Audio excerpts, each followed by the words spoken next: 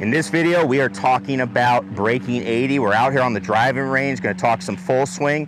What do you need to be able to do to break down that magical barrier of 80, get to the 70s?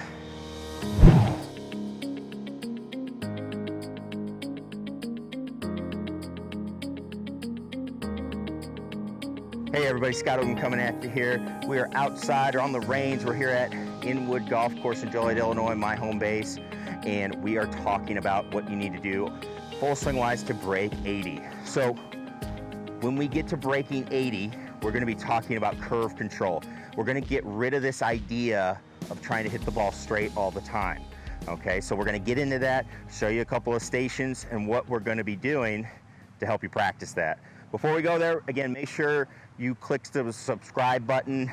Thank you so much, everybody, for the feedback we've been getting about this series. Looking forward to bringing you more. Again, the whole goal is hopefully, if your goal is to shoot certain scores, what do you got to be able to do to be able to make this happen, okay? So when we get on the range, we're going to get into curve control, okay?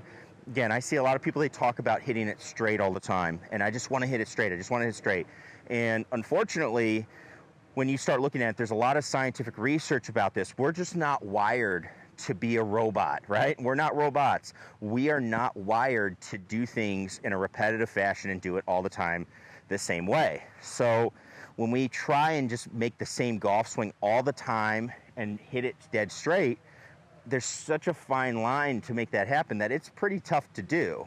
So what we actually like to do is work on controlling the curve of the ball, because when we go to play, there's times where we are not able to hit it straight, whether you got trees or today we've got a pretty hefty wind from the left. So if I hit it straight, I'm gonna curve to the right. So that might influence what I am able to do, all right? Plus, actually, when we talk strategy-wise, hitting it straight isn't always the best strategy. I can actually make the golf course wider if I can control my curve. I can aim at the side of a green, a side of the fairway, and bring it back, and I've got all of that green now to work with to get the ball into my target. Or you can go with the Jack Nicklaus, Tiger Woods philosophy, where you're always aiming at the center of the green and curving it. That way, if you ever accidentally hit it straight, you're still on the green, and that's also a really great way to play. But before we get there, we got to learn how to control it. So we've got our practice station here. I've got my 7-iron back. This was work with the driver as well. But you can see I've added to my station here. So on my station, I've not only have one stick right out in front of the golf ball, but I've added 2 on the sides, okay? And what those are gonna be for, all right, is my idea of where I'm gonna direct my club path and my club face, okay? So the first thing we're gonna do, and we tee these up when we do it, but the first thing we're gonna do is start making some swings, and just make a couple of swings where you feel like, all right, I'm gonna swing with this golf club going around me. I'm gonna square the golf club up to the middle stick, okay? And I started it right over that middle stick, but what I'm gonna see is that's a draw, okay? I've drawn the golf ball, all right? Which is usually what we see. Again, I'm trying to hit it straight. It's really tough to zero out a path, zero out my face to get it to go straight. So what I really want to start working on is working the club face and then how I swing the golf club as we go. So what I'm going to do now is I'm going to work and make this next swing where when I come down, I want the club face to point right between the rightward stick and my center stick. Now, I'm just gonna put it there, okay? So I'm gonna make it back, rehearse it, put the club face there. Let's try it, okay? And that started out to the right, and it really just held its line. It's fading a little bit with the wind, but hit it pretty solid, okay?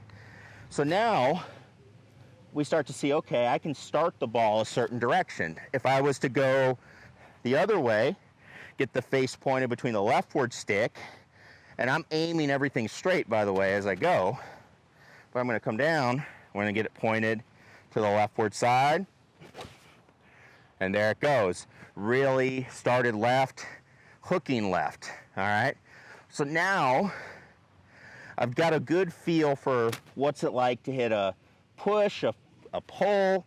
I'm really working on moving the golf ball around.